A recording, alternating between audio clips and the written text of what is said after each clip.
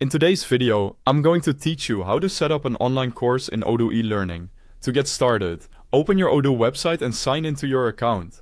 Make sure you're using an account with permission to access and manage website and e-learning features, since that will let you create and publish your course without interruptions. Once you're signed in, go to the Odoo apps page. From there, scroll to the website section and click on e-learning. This opens the area where you can build and organize your online training content. If you're new to Odoo eLearning, this is the main workspace where courses, lessons, and learner access are managed. Inside eLearning, go to Courses and then select Courses again. This will take you to the full course list, where you can view existing courses or create a new one from scratch. Now click New to start building your course.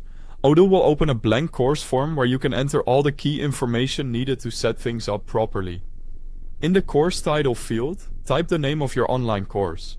Choose a clear, specific title so learners immediately understand what the course is about. Next, add a course description. This description should explain what the course covers and what learners can expect to learn. A good description helps visitors decide whether the course is right for them, so keep it informative and easy to read. After that, move to the Content tab.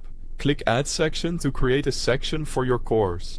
Sections are useful for organizing your content into logical parts, especially if your course includes multiple topics or modules. Then, click Add Content to add your first lesson. When configuring the lesson, enter the lesson title and choose the appropriate content type. Then add the learning material for that lesson. Depending on how your course is structured, this is where you'll build out the actual educational content your learners will go through. Continue using Add Content to add the remaining lessons to the course.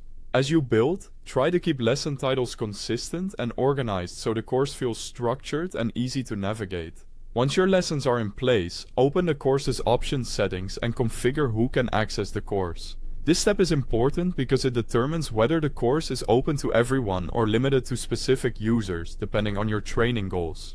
Finally, open the course website page and switch the course from unpublished to published.